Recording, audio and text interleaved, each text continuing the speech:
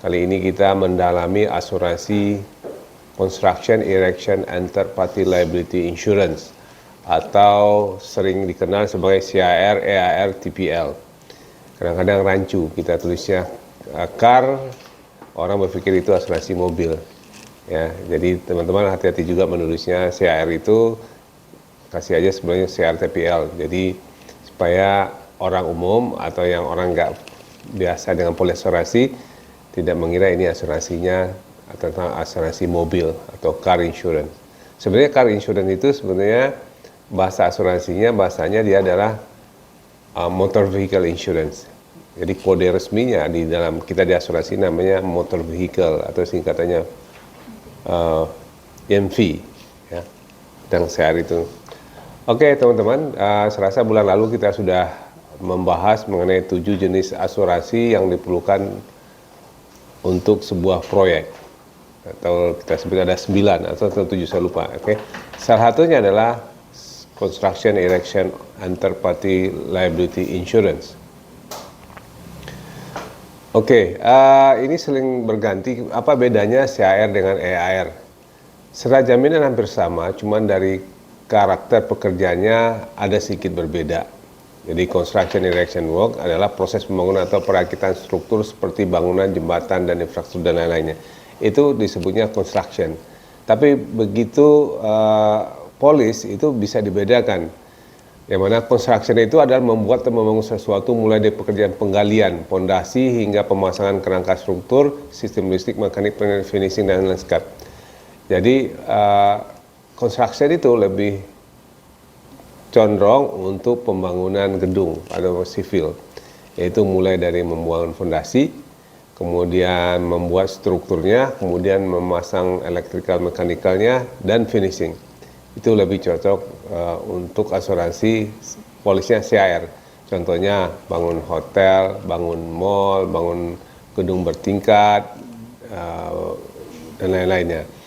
Sedangkan erection itu yang berkaitan ada pekerjaan pemasangan, melibatkan perakitan pemasangan komponen atau struktur prefabrikasi atau seperti panel beton pracetak, balok baja, dan elemen bangunan lainnya.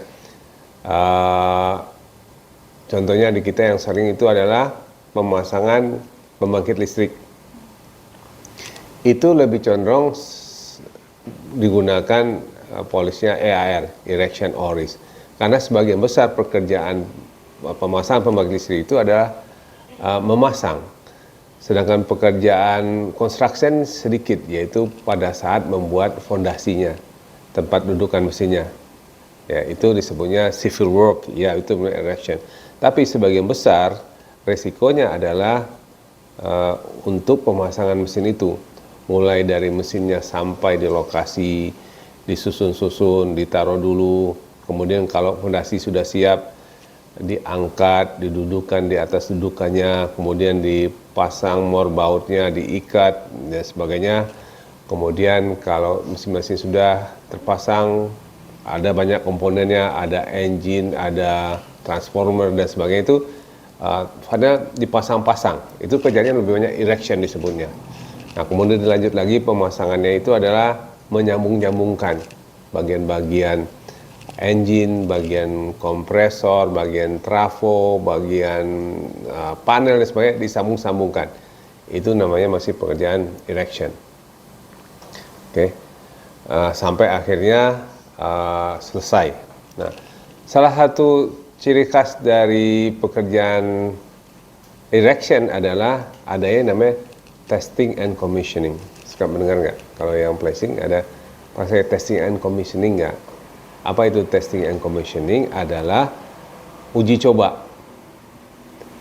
Kan sekian banyak komponen tadi, bagian mesin, itu dipasang-dipasang.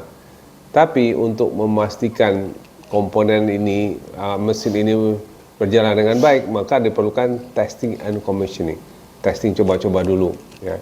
Nah, hati-hati, testing itu risikonya tinggi, karena bayangkan sesuatu yang tadinya belum terpasang, kemudian disambung-sambungkan, bisa jadi pada saat penyambungan itu terjadi kecelakaan. Karena kan ini baru coba, ternyata bautnya kurang kencang, ternyata kabelnya kurang kuat, nggak cocok, misalnya. Di dalam testing commission di pembangkit listrik sering sekali terjadi, tiba-tiba arusnya terlalu tinggi, konslet, atau ini udah kebakaran dan sebagainya. Jadi teman-teman, ciri khas dari erection adanya testing and commissioning, ya. Sedangkan di construction juga ada, tapi karena komponen mesinnya tidak terlalu besar, jadi kalau bangun gedung itu ada kan komponen mesinnya, ada yang tahu apa saja kalau di gedung misalnya mall, apartemen itu? Eskalator, lift, gensetnya juga ada, sarana pembangunan komponen, tapi itu sebagian kecil, electrical dan mechanicalnya di gedung, di sivil, ya. Ada testing commissioningnya, tapi tidak sebesar kalau di pemasangan pembangkit listrik. Ya, jadi poinnya adalah ada perbedaan. Jadi kalau kita mau membeli polis, ini pakai isinya bersama polis ini, tapi judulnya itu tergantung dari jenis pekerjaan. Kalau membangun gedung sivil dan sebagainya itu bahasanya lebih sulit CHR. Kalau memasang mesin-mesin itu lebih condong EAR. Tapi kalau ragu-ragu pakai dua-duanya. Makanya polisnya CHR EAR. Ya. Oke, itu pertama. Kita lanjut. Oke. Sebulan yang lalu waktu menjelaskan mengenai potensi bisnis construction Indonesia yang kita lakukan, yang sudah lakukan riset bahwa tahun ini bisnis construction tetap tumbuh, ya. Nah, setelah saya ulang lagi, cek lagi, ini bahwa memang di Indonesia pertumbuhan bisnis konstruksi itu tetap tinggi. Tahun ini diperkirakan tumbuh sebesar 6,6%, 6,6% dari tahun lalu rata-rata sampai tahun 2025. Sekarang baru 2023. Jadi akan terus ada, ya kita tahu beritanya juga, pemerintah akan bangun ini, akan bangun sarana ini dan sebagainya, ya. Tapi juga dari segi sektor swasta, hanya saja sektor swasta ini tergantung dari permintaan. Sepertinya awal tahun ini permintaan pembangunan gedung swasta agak menurun karena permintaan ruang gedung itu juga menurun. Kenapa? Pertama karena ekonomi belum tumbuh pesat, kedua orang sudah mulai terbiasa WFH, work from home. Jadi banyak klien-klien kita sekarang kantornya masih di gedung itu, tapi dia ngecilin kantornya, ya, kantornya. Bahkan teman-teman asuransi, brokerasi itu sih begitu. Jadi dia robah kantornya, dia robah formula yang kantor 60-40 dan sebagainya, karena sudah terbiasa dengan cara bekerja dengan digital, Nah, apakah akan terus begini? Kita tidak tahu. Kalau iya, berarti memang kedepannya permintaan untuk pembangunan gedung mungkin akan berkurang. Tapi mungkin kalau hotel dan lain akan terus bertambah.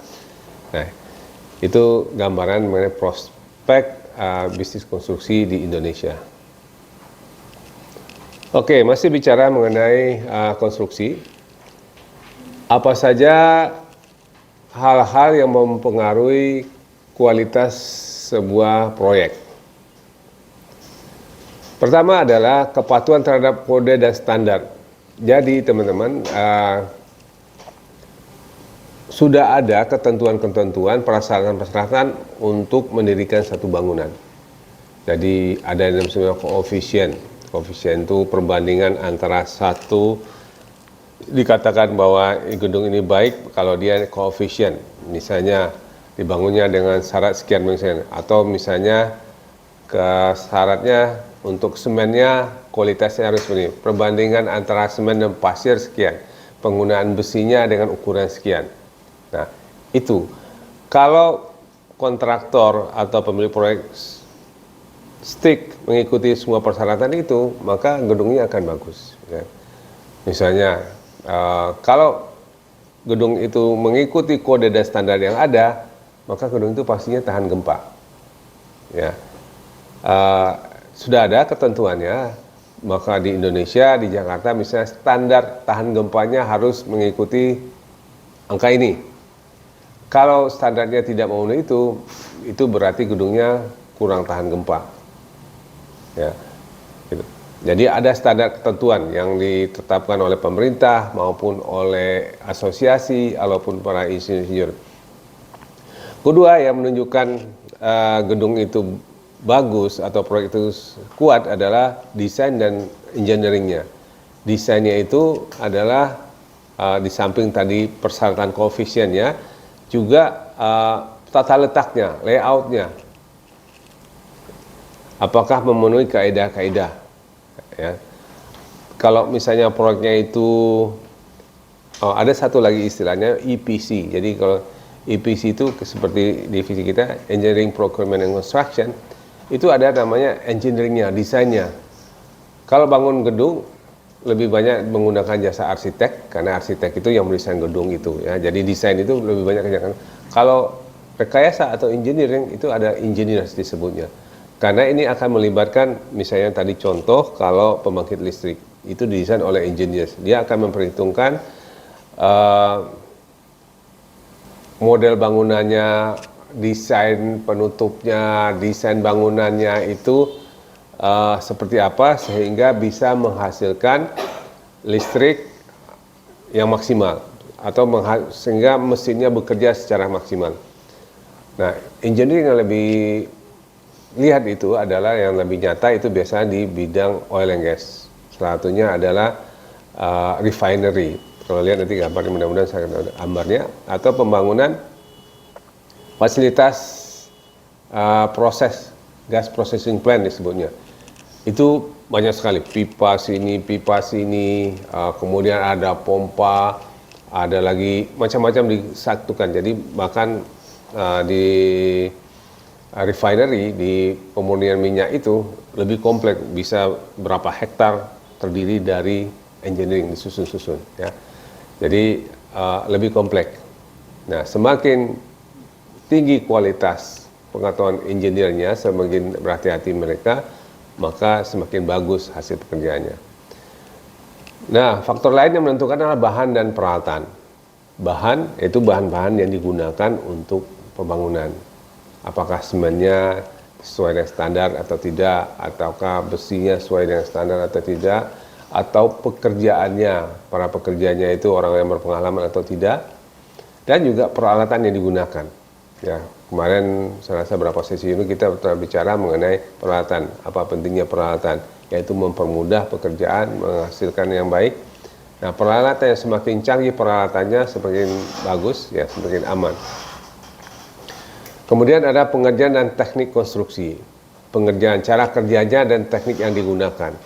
Nah, disinilah biasanya kontraktor atau pemilik proyek itu memilih perusahaan kontraktor yang akan digunakan. Apakah dia punya cara yang khusus? Apakah dia punya pengalaman di tempat-tempat sebelumnya mengerjakan? Nah, itu juga menentukan kualitas dari konstruksi.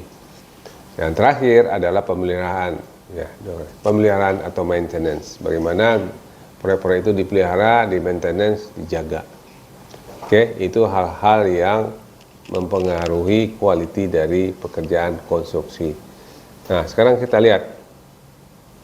Tadi kita bicara tentang alat-alat yang digunakan di proyek, ya. Nah, ini juga EPC, JAD ini perlu diperhatikan bahwa untuk membangun sebuah konstruksi itu pasti menggunakan alat. Kenapa? Karena pasti pekerjaannya besar, susah dikerjakan pakai tangan. Namanya proyek pasti pakai alat. Nah, ini berapa jenis alat yang biasa digunakan. Ada excavator. Excavator itu gunanya untuk menggali, mulai dari menggali pondasi, menggali saluran. Excavator ini pekerjaan gali-menggali, yaitu tanah. Kadang-kadang excavator juga buat memindahkan barang. Ya. Loaders masih bekerjaan tentang pekerjaan tanah, yaitu mendorong tanah, gundukan tanah didorong di kiri kanan, namanya loaders. Ya. Ada crane. Ini yang gambarnya di sini namanya crane. Crane itu alat mengangkat. Jadi di sini ada talinya, di sini kalau kita mau mengangkat barang ditaruh di sini. Nanti itu akan diputar ke sini sampai di tempatnya.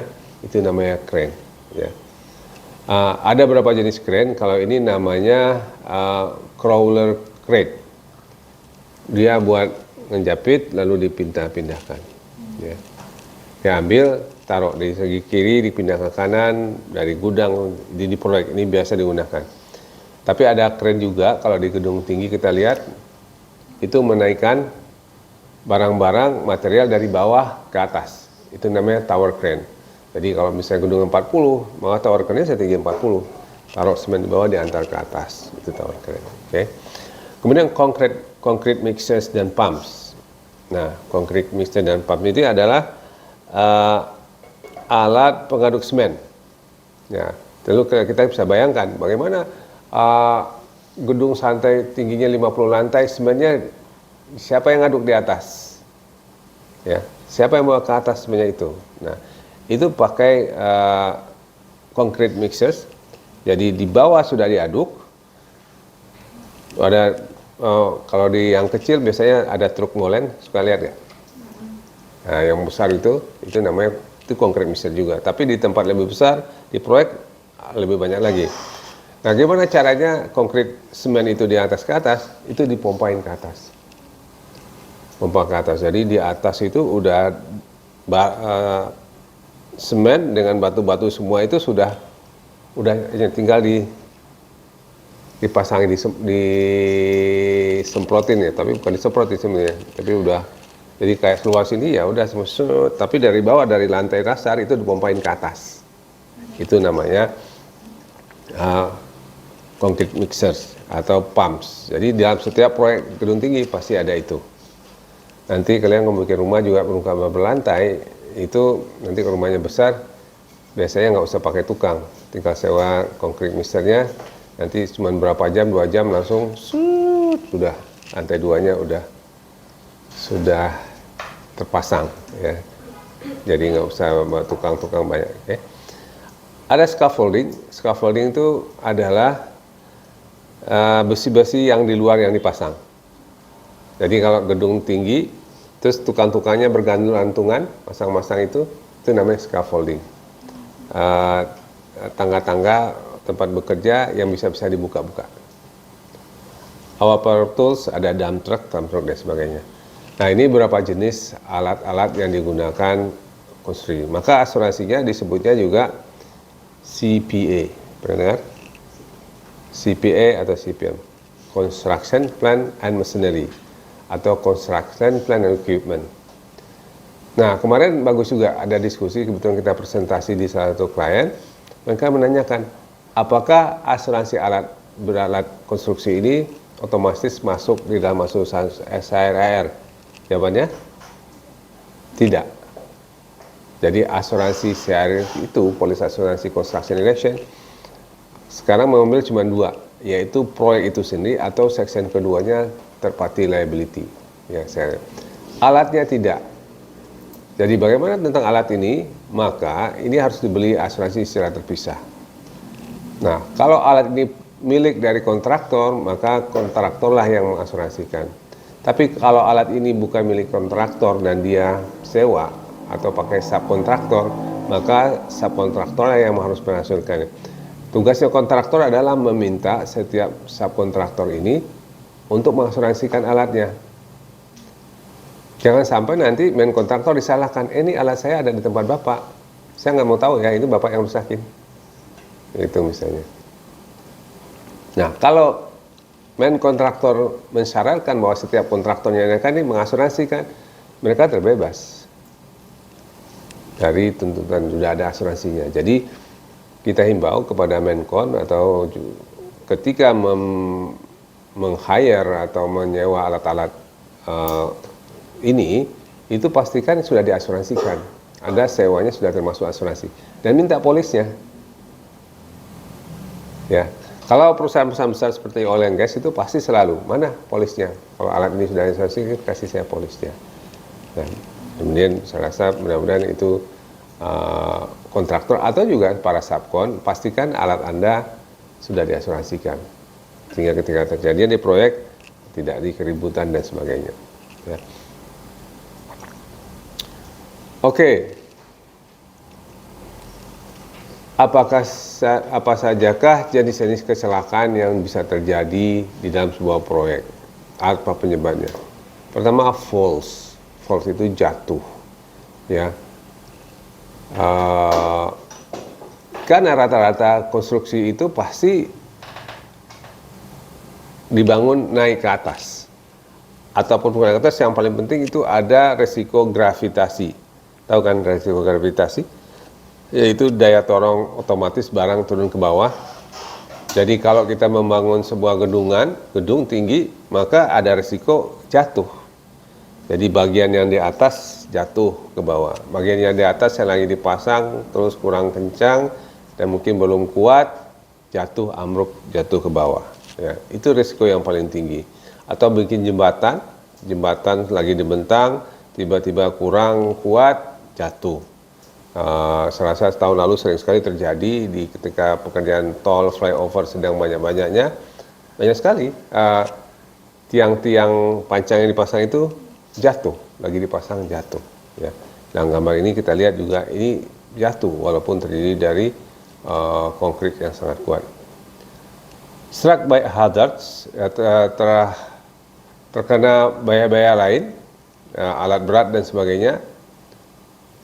Ada electrical hazards. Electrical hazard itu bahaya-bahaya listrik, ya, di proyek, karena itu kan sifatnya sementara. Banyak kabel listrik menjalar kemana-mana, ya, walaupun mungkin sudah diatur dengan baik, tetapi itu masih banyak potensi terjadinya konslet dan kebakaran akibat listrik itu, ya. Short circuit kalau bahasa asuransinya, atau korsleting kalau bahasa kitanya, itu resiko yang bisa terjadi. Nah, kalau terjadi korsleting berarti bisa menyebabkan terjadinya kebakaran. Okay.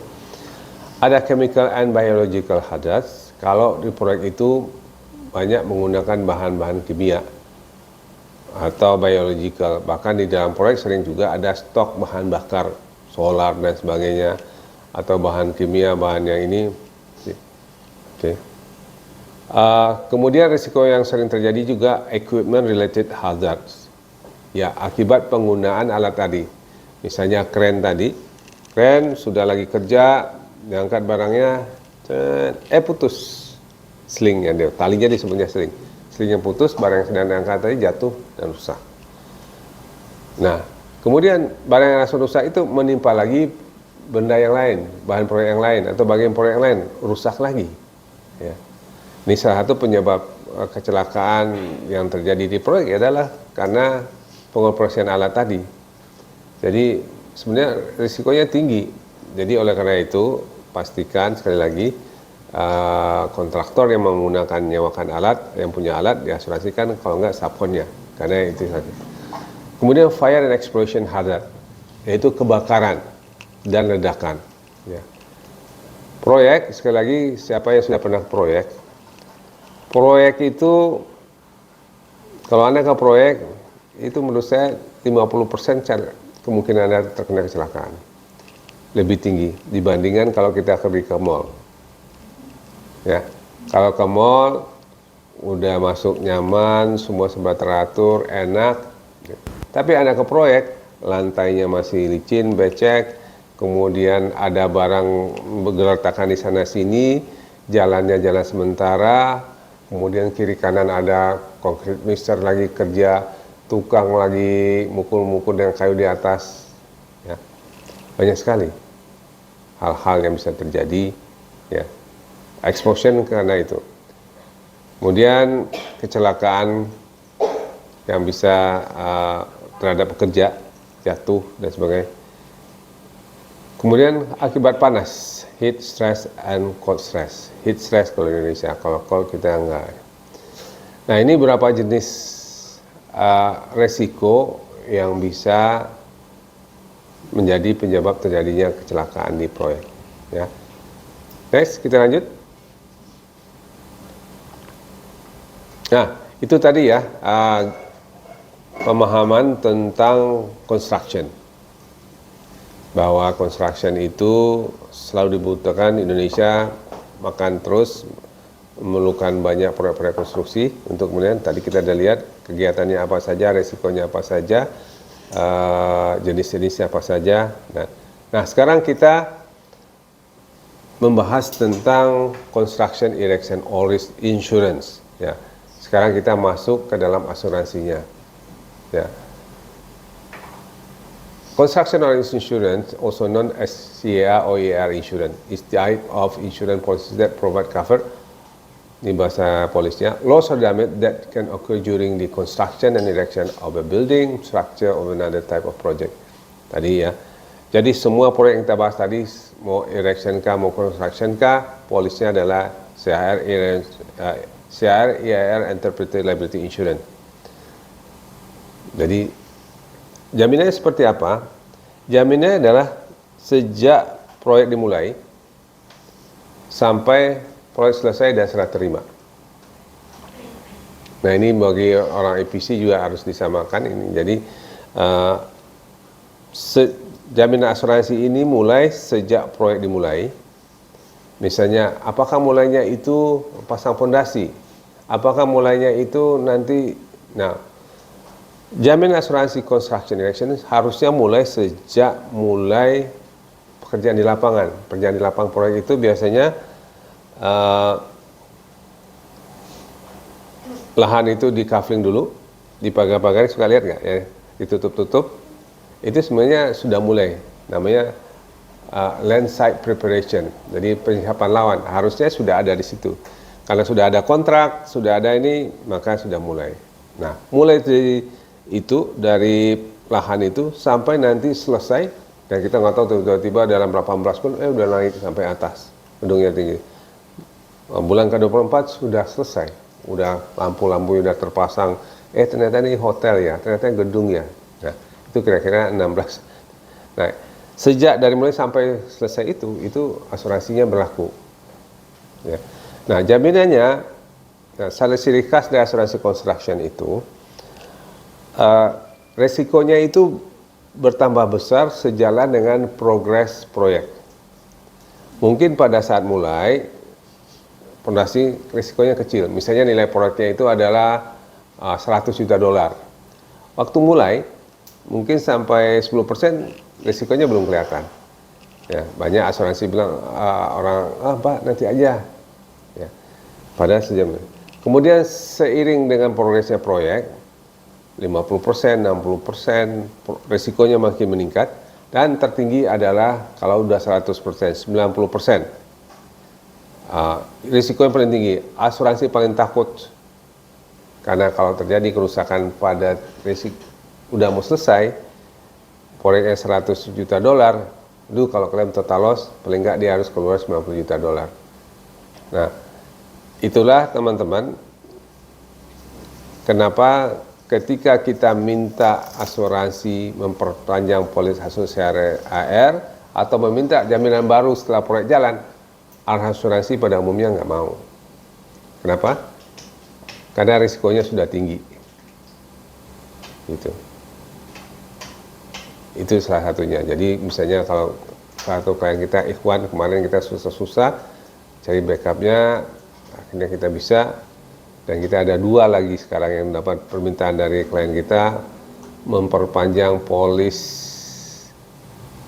CAR pembangunan bendungan yang polisnya sudah mau habis, bukan sudah habis, ternyata proyeknya masih perlu 2 tahun lagi.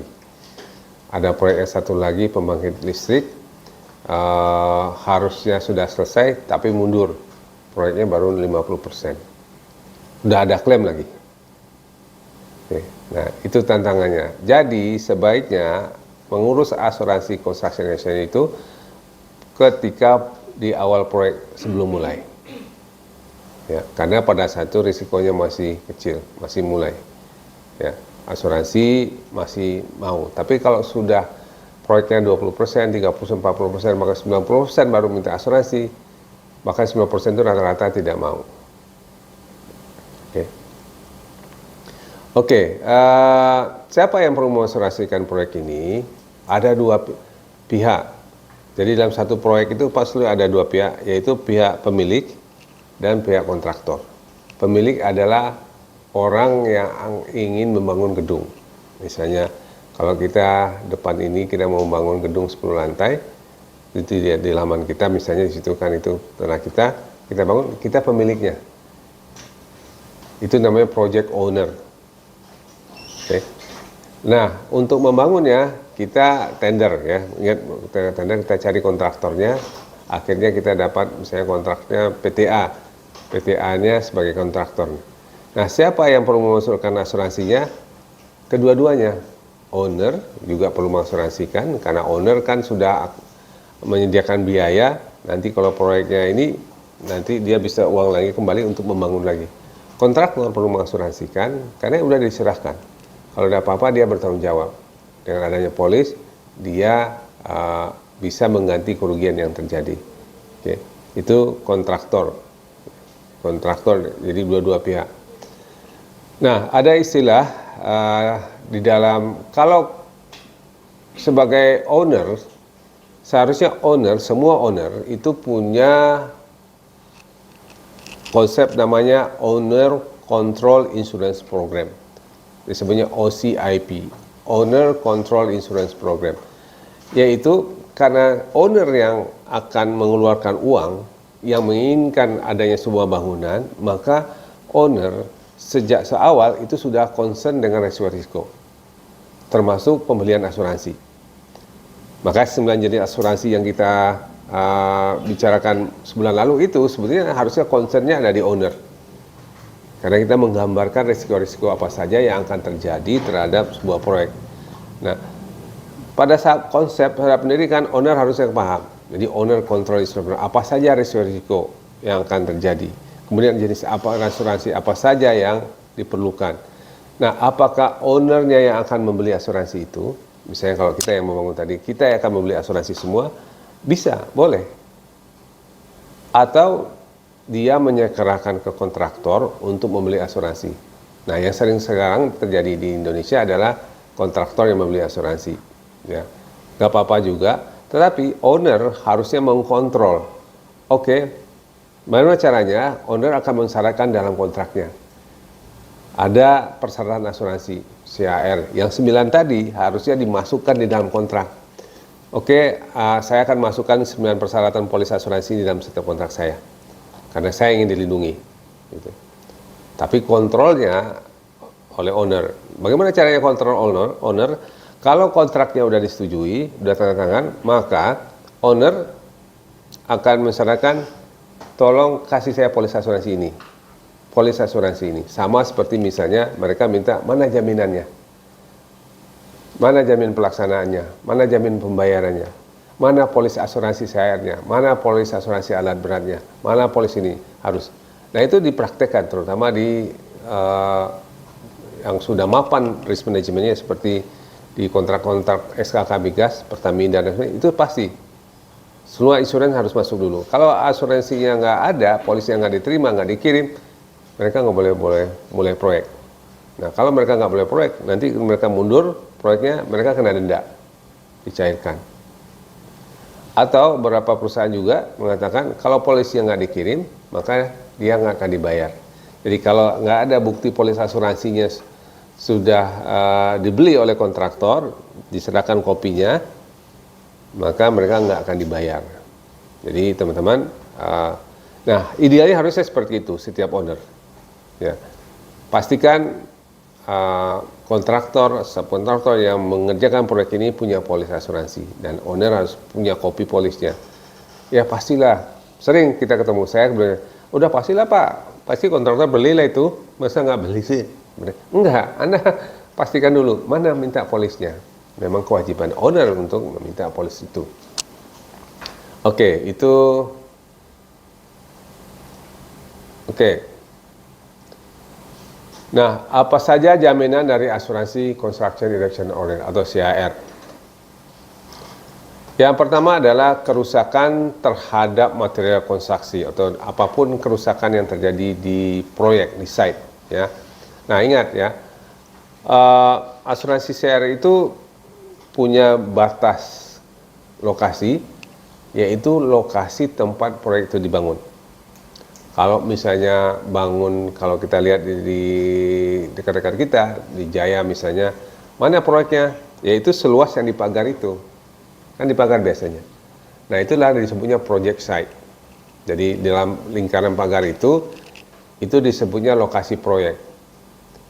Nah kalau di luar itu disebutnya bukan lokasi proyek.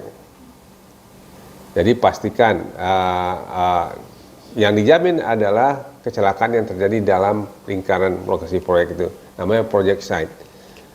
Nah, tapi bagaimana kalau misalnya proyeknya ada 2, ada 3? Nggak apa-apa, jelaskan. Yang satu di mana, kedua mana, ketiga di mana. Coba dipastikan.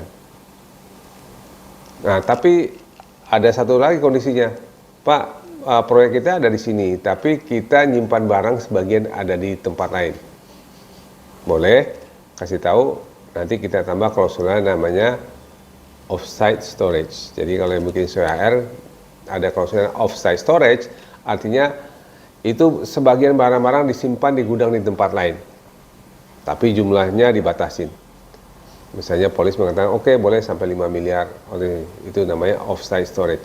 Tapi kalau tidak, maka lokasinya itu.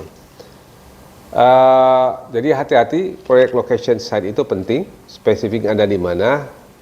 Ya. Ada satu kasus kita dengan Pak Aziz, terutama Pak Aziz sebagai legal consultant, baru saja tahun lalu ya selesai kasus itu. Jadi kasusnya ada sebuah proyek pekerjaan pemasangan kabel listrik tegangan tinggi di Jawa Tengah.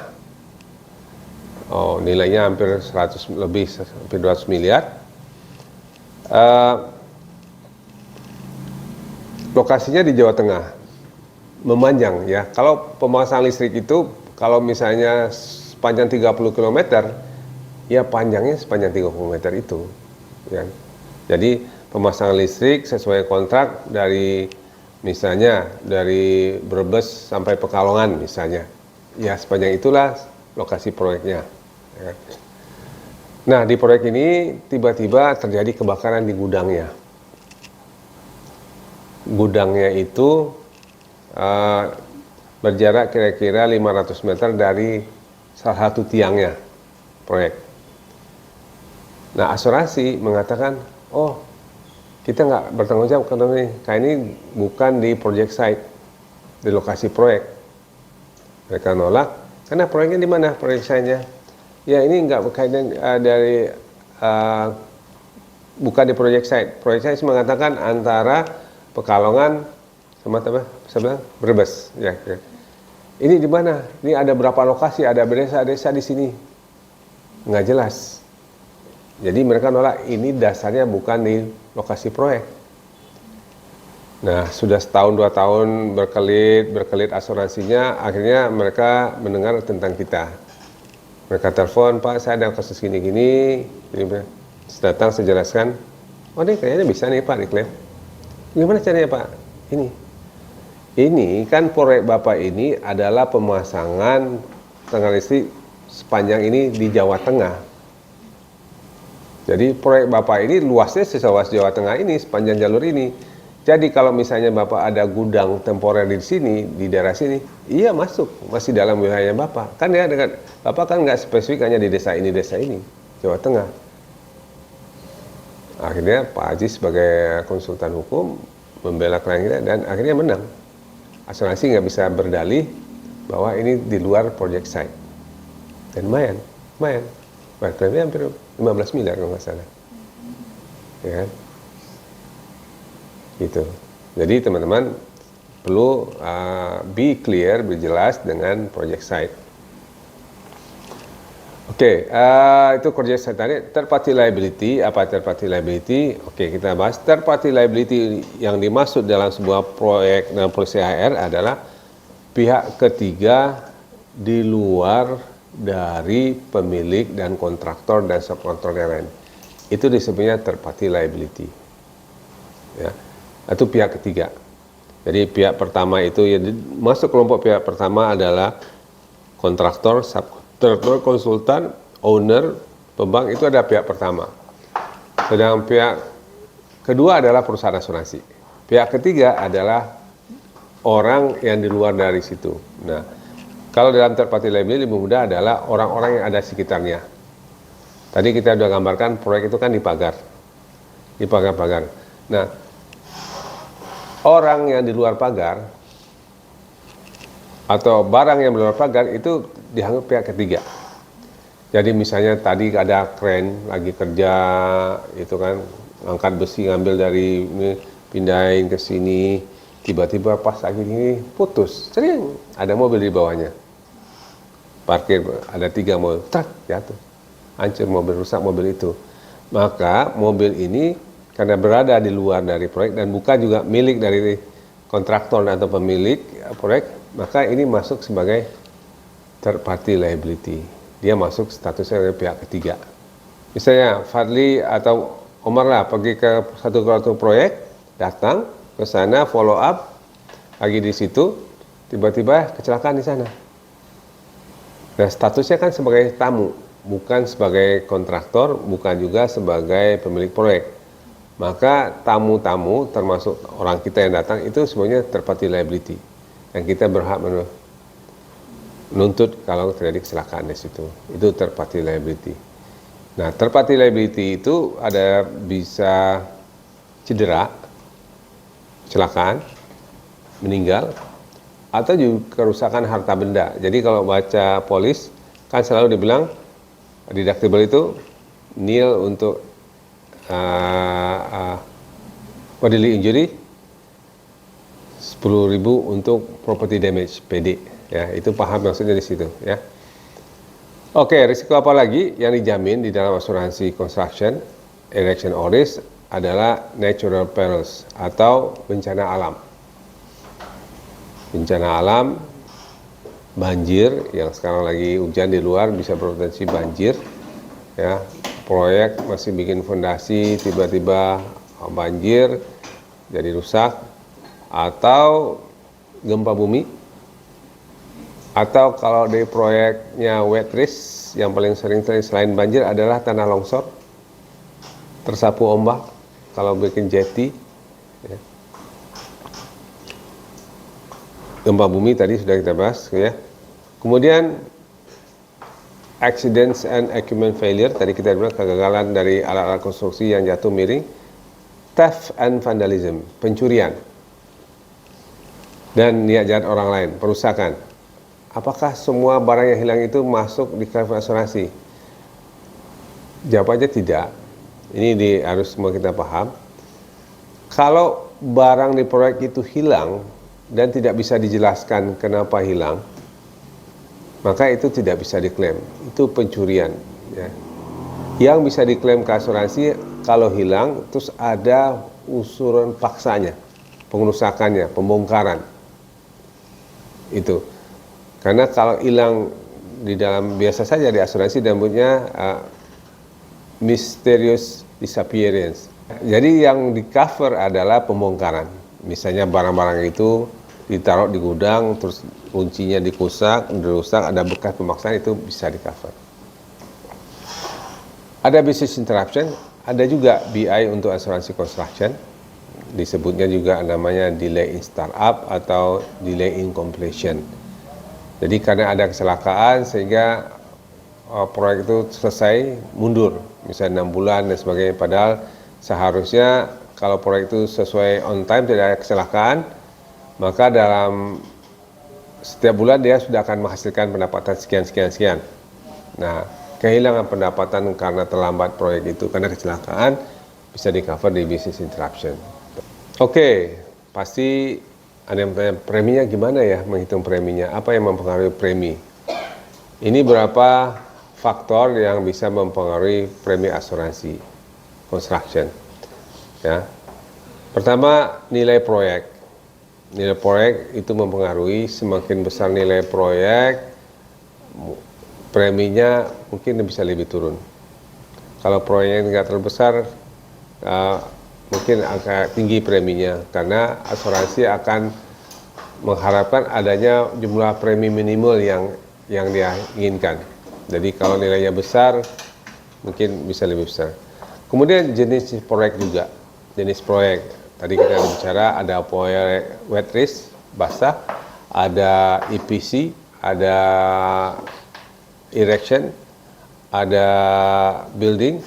Nah, kalau pembangunan gedung, civil, hotel, mall, apartemen biasanya lebih rendah rate-nya. Kenapa? Karena proses pengerjaannya lebih safe. Biasanya hotel dan itu kan dibangun di tempat yang aman. Fondasinya sudah, kiri kanannya sudah, kemudian materialnya juga besi, semen, nggak ada hal yang lain, dan juga lebih simple, lebih variegated.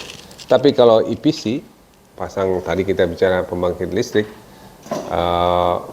oil and gas refinery processing, itu lebih tinggi, bisa 2 kali 3 lebih tinggi rate-nya, karena risikonya juga tinggi. Oke, kemudian juga location of the project, itu juga mempengaruhi di mana letaknya, lokasinya, pastikan lokasinya di mana, karena itu mempengaruhi juga apakah di daerah rawan gempa, daerah rawan banjir, atau di tempat yang ramai, atau apa, location penting. Kemudian duration of the project, jangka waktu proyeknya, ya, berapa lama itu mempengaruhi. Kalau lama mempengaruhi, tapi tidak ada, kalaupun proyeknya pendek, tapi rate-nya juga hampir sama. Jadi ada pertanyaan kemarin dari salah satu klien, Pak, kita kan cuma kerjanya 6 bulan, itu kan rate-nya untuk 1 tahun, bisa nggak diprorata? Jawabannya, tidak bisa. Jadi rate proyek itu duration, jadi pertimbangannya di atas tadi, resiko seperti apa, karena tidak ada tarifnya. Tarifnya adalah berdasarkan masa asuransinya. Kemudian yang pengaruh juga siapa kontraktornya, berapa lama pengalamannya, dan sudah berapa lama dia berpengalaman, kemudian peralatannya seperti apa, itu juga mempengaruhi. Jadi kontraktor dengan reputasi baik, nama besar, itu mempengaruhi juga. Jadi jangan lupa ini faktor-faktor ini waktu bikin placing slip, siapa kontraktornya. Kalau perlu kita search juga kontraktornya, oh ini berpengalaman, pernah menggunakan ini sebelumnya. Kemudian limit of deductible, ya, ada resiko sendiri. Masih ingat ya, resiko sendiri adalah bagian yang ditanggung oleh kontraktor atau pemilik proyek dari setiap kali kejadian. Jadi biasanya dalam persentase atau dalam fix, ya, masih ingat, resiko sendiri. Jadi bagian yang ditanggung oleh tertanggung, kontraktor maupun pemilik proyek dalam setiap kali kejadian. Jadi mau setiap ada kejadian pasti. Apa maksudnya ini? Kenapa tujuannya ada deductible ini? Kan ada juga kalian, buat apa saya beli asuransi? Kenapa saya tetap harus ikut menanggung? Nah, ada 2 poin tujuannya. Pertama, deductible itu tujuannya adalah untuk mengajak kontraktor atau pemilik proyek untuk sama-sama concern dengan keselamatan. Jadi walaupun terjadi kecelakaan, ada asuransi, mereka bukan menanggung, ikut juga menanggung loh, bukan win and loss. Kan gue udah beli asuransi, asuransi dong ganti saya. Iya asuransi, tapi porsi bapak juga tetap ada. Nah itu yang nanti akan memotivasi klien untuk berhati-hati, bahwa enggak semuanya akan dijamin oleh asuransi.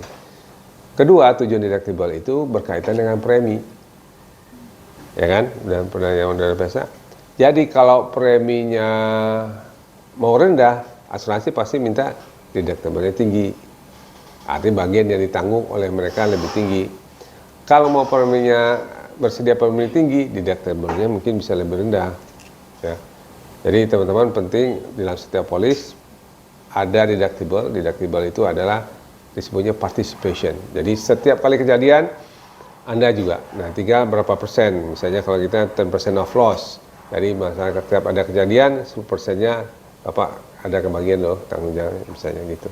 Kalau 1 miliar berarti 100 jutanya Bapak ikut menanggung. Nah, dengan demikian mereka akan berhati-hati, tidak mentang-mentang sudah ada asuransi. Oke. Deductible, type of coverage, and additional endorsement. Type of coverage ini jenis asuransinya. Walaupun sama-sama polis CHR, tapi di dalamnya belum tentu sama. Ya. Nah, memang di Indonesia rata-rata bentuk polisnya sama karena sebagian besar menggunakan MR, MR itu singkatan Munich Re. Jadi kalau ada Munich Re itu adalah standar wording polis asuransi engineering di Indonesia rata-rata. Jadi semua menggunakan itu.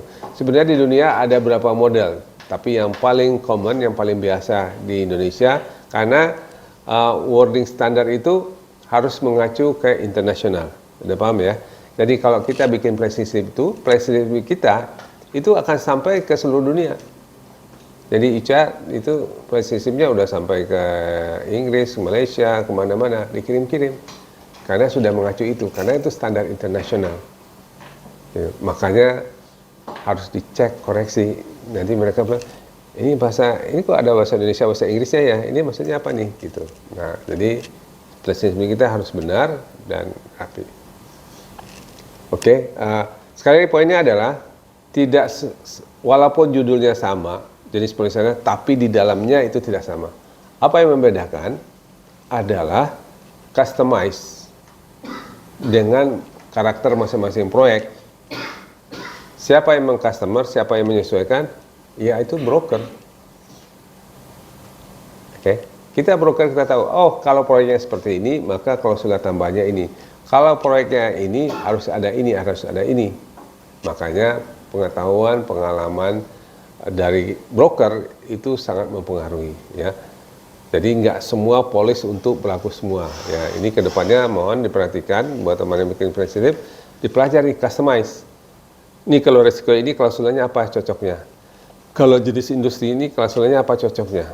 Ya, makanya tidak heran kalau kita tidak paham dikirim ke asuransi, yang ada dia apa? Coret. Di coret-coret itu ada yang memang nggak relevan karena kita hanya tidak paham bahwa ini sebenarnya nggak berhubungan. Ada yang memang dia berusaha menghindar. Nah, yang menghindar ini kita akan argue, kita akan jelaskan. Okay. Kemudian ada endorsement, perluasan dan lain-lain. Oke, itu yang mempengaruhi premi asuransi construction.